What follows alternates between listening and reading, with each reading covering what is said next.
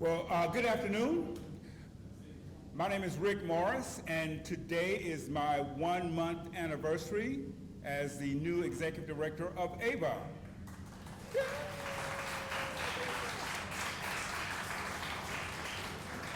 And as such, I'd like to welcome you to this edition of Capture, and thank you all for participating, whether you are a filmmaker, a musician, editor, parent, whatever the case might be. We couldn't do any of this without your participation, so thank you very much. I also want to thank our staff and sponsors as well. Just coming from me, there'll be another list of them, but thank you very much for being here this evening, and it's my pleasure to introduce one of our board members, Mr. Bobby Stone.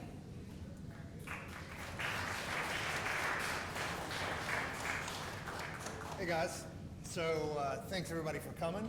We're going to do this, what is this, the 4th year we've done this? This is number 4, so how many people have done this before? A lot of repeat customers. And it was kind of fun, right? How many people have done it all 4 years? Anybody? Wow. All right. So as you know, I get the distinct honor of telling you the rules and unleashing the theme. And I'll tell you right now, the theme this year is, I think, kind of perplexing. I think you have to think about this theme a little bit. So anyway, we're going to go through the rules, which are very simple. You guys who've done this before, you already know this. Okay. We're going to give you the theme. You go out. You have 24 hours from now to shoot the footage that you think best represents the theme that we're going to give you.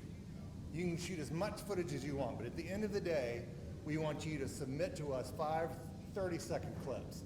Now, if it's a 40-second clip, we don't care, but what we don't want is like my mother submitting a 8-hour shot of the ground walking around. So you can't use paid or professional talent, and that's just a legal thing, because we don't have to deal with talent releases and all that stuff. So you can use people in the street. All this is licensed under Creative Commons. So that's a rule we've had for a while, and we're going to stick with it. Now, for the filmmaker, this is a plague going on now that everybody has iPhones. The tendency is people want to like shoot their video like this, but it just doesn't work on a TV screen, and these are going to end up on a movie screen, which is even worse. So turn your phone this way. Now, I say this, but every year we get like 5 clips of vertical footage, and you could use them if you wanted to, but nobody's using them yet, I don't think.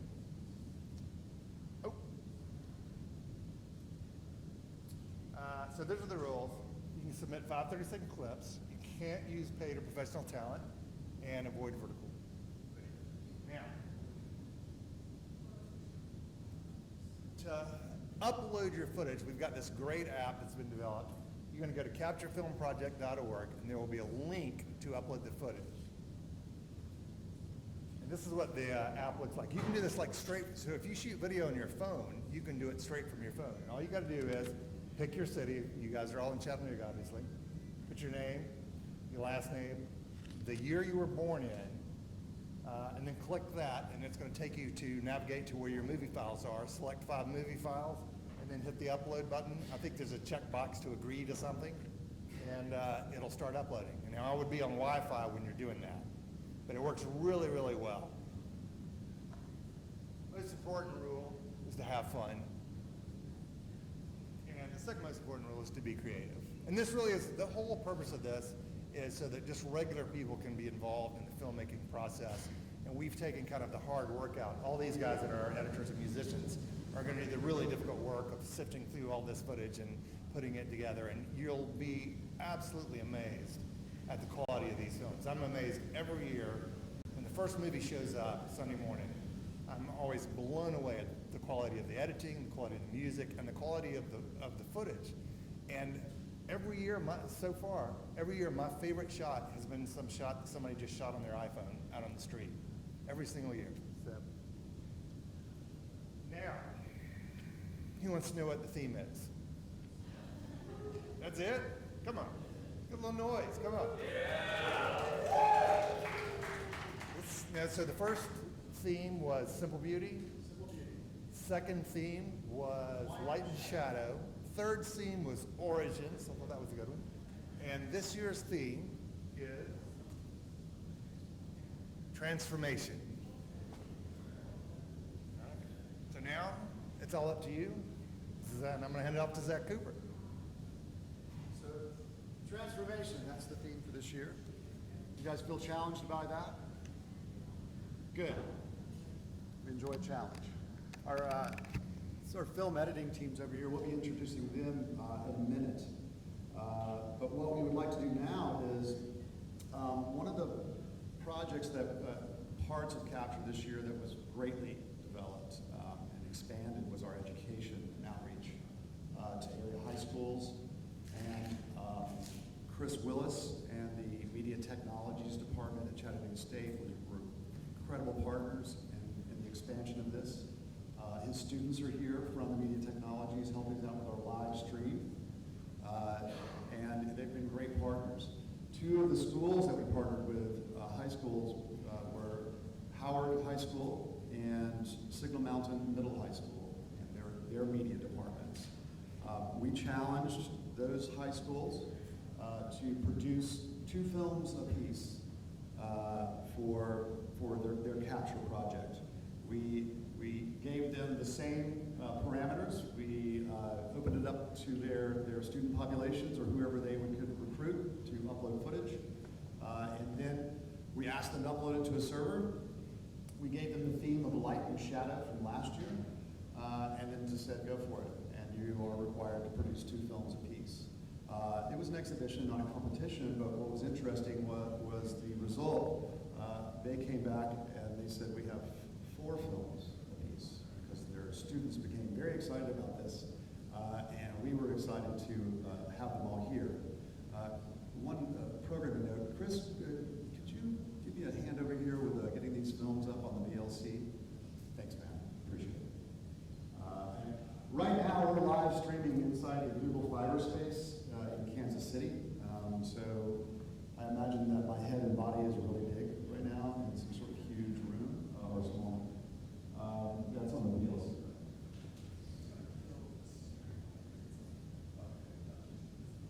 So these student films, we screened them yesterday at Chattanooga State with all of the students from both Howard and Signal Mountain High School in the room. Had a little party get together. And Patricia Zimmerman, our guest juror, film juror from Ithaca College in New York, is here. I'll be introducing her a little bit more extensively later. She was in attendance with the students as well, and we saw these films and we're blown away. We'd like for you guys to check out these films from the students at Howard High School and Signal Mountain High School. So enjoy.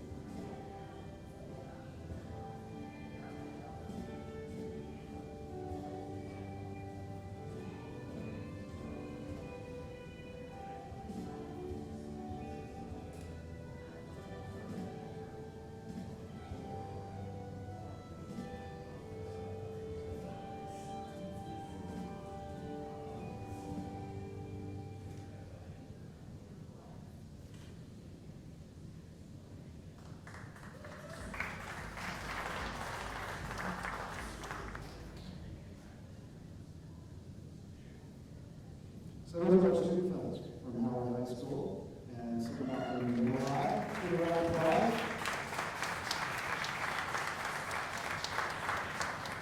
And I would like to thank Matt Dobler, who is the instructor there at Signal Mountain Middle High School, and Terry Ferris, the instructor at Howard High School. Their guidance were students on that project. It turned out awesome, and we were very excited about expanding the role of capture in the school system. So we really appreciate that very much.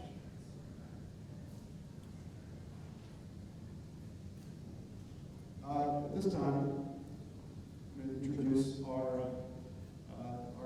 every year at Capture, there's a film jury.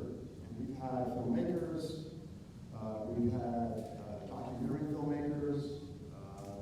Last year was a documentary filmmaker.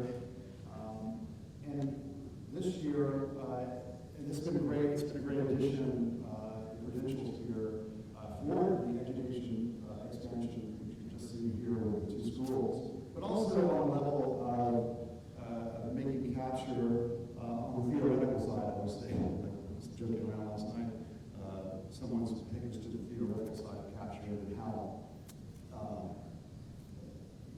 sourced media in the world and the way that we deal with media in the world. This is sort of a fun project, an artistic project, an exhibition project, but it also speaks to how we deal with digital media in our own world. And our guest juror this year is an expert on this. It's Patricia Zimmerman.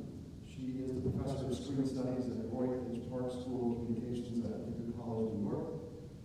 She is co-director of the Finger Lakes Environmental Film Festival. It's a major international film festival housed at Lincoln College. She's the author of numerous books, including Thinking Through the Digital and Open Spaces, Open Closings and Thresholds of International Public Media. She has delivered lectures in an area across the globe, Canada, China, Hong Kong, India. She was speaking about her stints of living in Southeast Asia last night at dinner. And she currently serves as the film and new media envoy for the U.S. Skate Park. And I would like to welcome to the podium Ms. Patricia Zimmerman, Professor.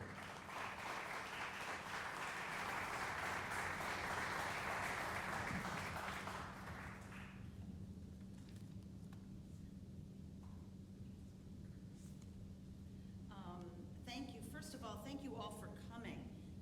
It's really exciting for me to be here in Chattanooga because I've never been to Chattanooga before, and I'm just so charmed by how beautiful it is and what an incredibly vibrant arts scene there are. It feels like every block of Chattanooga has arts happening, so it's a really special place in that way.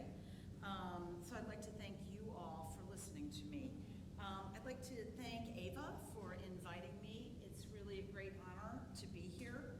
I'd like to particularly thank Rick, Zachary, Michelle, Coughlin, Lauren, and Bobby Stone for all the work they've done to mount this incredibly original initiative. I would like to say congratulations to the student teams who made these wonderful works that you just saw.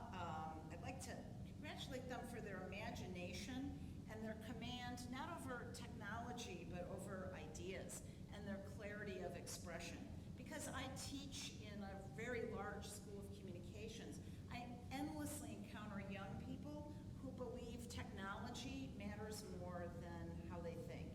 And I think that is a very dangerous way to think because it's extremely instrumental and reductionist and will actually not help you get a job in the so-called media. I'd also like to say hello to Kansas City and the Capture partners there. I want to just say a few very brief remarks to really put this incredible project in a little bit of context. There are more amateur media makers in the world than there are professionals. And this number is doubling almost daily. In many parts of the globe where I've done work for the State Department, there are no cell phones, telling stories that no one has told from commercial media. This is called leapfrogging. They've leapfrogged over technologies to use technology to tell a different kind of story. There are also more amateur cameras in the world than there are professional cameras. In fact, I was thinking about my iPhone and how the visual acuity of my iPhone far exceeds any camera that I used when I was a professional television producer back in the late 70s, early 80s. So it's amazing when we think about this. It's really an honor to be a judge of capture. I find this project highly original, very innovative, and in fact, very daring. I know the word daring is not a word we use that much, especially we're in this beautiful tech facility here, where innovation is a term we hear more than the word daring. But I find this daring. I love the idea of merging user-generated, locally cited, place-based material, which shows us that America is more than New York and LA. I'm sensitive to this because I'm from upstate New York, and everybody asks me all the time, how can you live in New York City? No one's asked me that here in Chattanooga, though. But I love this merger with the local and site-based work with more high-end digital technologies, with editing and with music and with composers. It's so exciting to think about because, of course, in the world of new media, everybody says, well, there's all this production out there. What about what happens to it? And I think the answer might be capture. I'd like to point out that community media and collaborative-based media making, and all these teams are all working together as teams, has a very, very long history, but that history has been repressed by perhaps American culture's emphasis on auteurs and individuals. This history is very, very long and very, very important, particularly for those of us who care about what stories get told about the world we live in. In the world of documentary, there's sort of two streams. One is the world of shooters, people who make images, and the other is the world of the editors. If you read about these histories, what everyone who's a theorist will say is it is much harder to edit than it is to shoot. Editing requires not only technical skills, but it requires, again, going back to this idea of mind over tech, it requires conceptual and intellectual skills to create structure out of chaos, to explain the world and not just replicate the world. This idea of editing existing footage has a very, very long history, and this history goes to a key idea, which is to tell a story differently and to tell that story with a difference. It's a very long history, and I don't want to be a film professor here because I know you'll be very bored on a Friday, but I do want to outline a little bit about what that history is, because I see capture as being a 21st century Chattanooga addition to this very long history. It goes back to the Soviets in 1917 to about 1921, where Eastman Kodak, from my part of the world, put a ban on shipping raw stock to the Soviet Union because they were those evil communists. So filmmakers needing to tell a story, and many stories, to a vastly illiterate nation, new nation called the Soviet Union, took to re-editing material, particularly newsreels. This ended up being a tradition that we saw in the American labor movement in the 30s in the Workers' Film and Photo Leagues. There were Workers' Film and Photo Leagues all over the South. They were often professionals, like many of our teams, and they wanted to tell the story of black activism and labor, but this was blacked out. They wanted to tell the story of the Depression. This was blacked out by commercial media. So many of them were union projectionists. They took the newsreels and re-edited them, showed them in the union halls and churches at night, and then put them back together for showing. They're a very exciting part of our history. We have feminists doing this. people in the anti-Vietnam War, and of course in the civil rights movement across the South, taking material, re-editing it to tell a different story. We have this same strategy all over the globe, with the Soviets, but also particularly in Latin America, in Chile, Cuba, in Africa, particularly in South Africa, West Africa, and Senegal. And of course, now we see it exploding in places like India, where there are fights for water rights. The great film theorist and filmmaker Sergei Eisenstein argued it is not the shot that matters. He was a Soviet filmmaker in the 20s and 30s, made Battleship Potemkin. He actually hated AVAArts, who was the guy who re-edited the newsreels. But what Sergei Eisenstein said, it's not the shot itself that matters, or the shooting that matters, but it is the editing, because it is through editing that collisions are created, and these collisions create new meanings. In other words, those collisions transform raw material into more sophisticated ideas. And so I would say that all of our teams here are really in that tradition of Soviet filmmaking, of using collision and editing to transform into new ideas.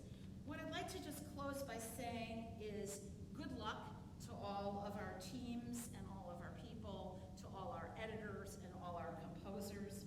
I hope you will, beyond anything, enjoy each other. The gift of collaboration, in my mind, is the greatest gift of all. It exceeds all the high tech we're surrounded by. I'd also encourage you all to push the envelope and to think about the relationship between sound and music in new ways. The traditional Hollywood way is music feels for us. We put the music on because images have no feelings and we make people feel sad or happy. But Sergei Eisenstein had a different idea. He said that what music should operate as, it should operate contrapuntally. It should operate in a different relationship with the image, again, to create collisions, to create new kinds of meanings. And finally, I would ask all of you to think about something. I'm going to end with just two little sort of pump you up ideas. And the first is to really, as footage is re-edited, I don't think of it as a technical enterprise. It's a deeply conceptual enterprise. It's a deeply political enterprise, particularly because you're working with material produced by everyday people and amateurs about really concrete places, Chattanooga and Kansas City. As some of my students who are from New York, they would call it the flyover zone. I'm sensitive to this because I'm from Chicago, and they ask me, like, what's it like to live on the Pacific Ocean? So I ask you to really pay homage to this idea of local imagery and local representation. It is a rich and important part of our history as Americans to think of regional differences, excuse me, and to think of these expressions as having significance. So I ask you to make us see these worlds of Chattanooga and Kansas City with new eyes. And I'm going to end with a quote from Sergei Eisenstein, who said, "Because we don't make films for you or me or any one person, because we make films for all of us." So good luck, and I'll see you all on Sunday.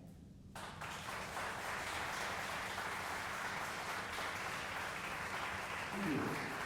Patricia Zimmerman, Hospital Screen Studies at Ithaca College, New York. Thanks very much. We're excited to have Patricia here with us.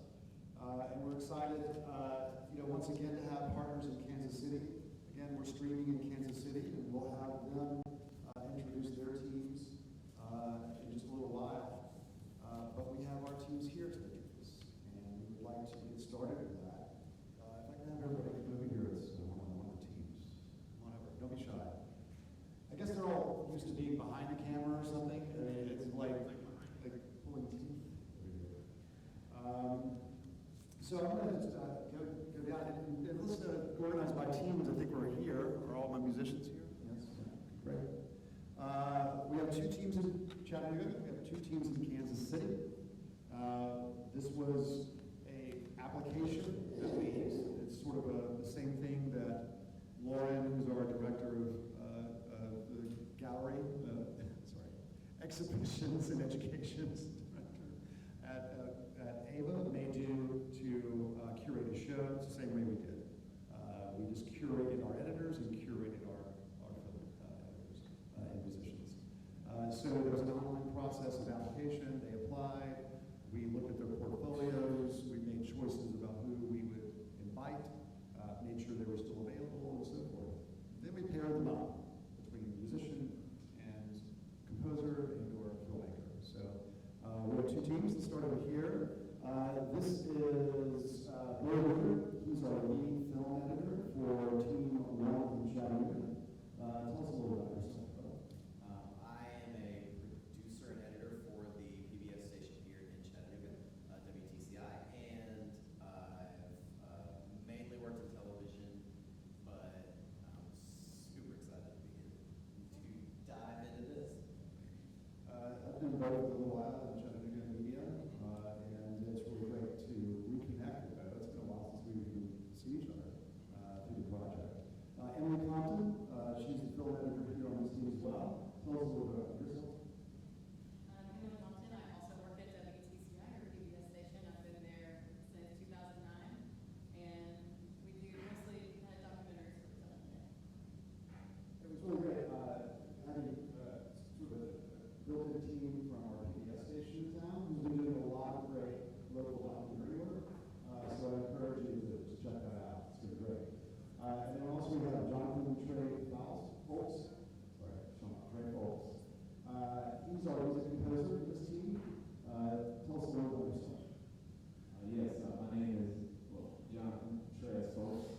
I'm a local musician, composer. I mainly do a blend of jazz, funk, electronic, classical type stuff, all original, and that's how I do it.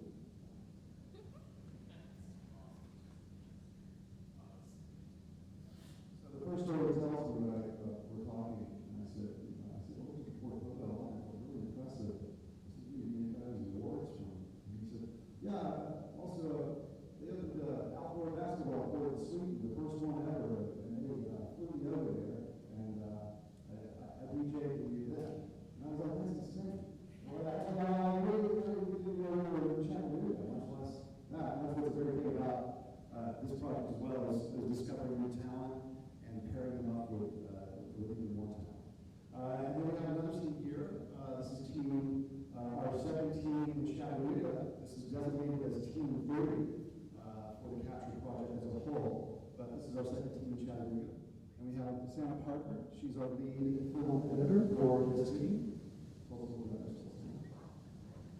Hi, I'm Santa Parker. I've been producing and editing for about the past 5 years, and I mostly focus on horror and documentary, which is kind of an interesting genre mix. But yeah, that's what I do, and currently working on a horror short right now called Twin, which I'm producing and initially more about that.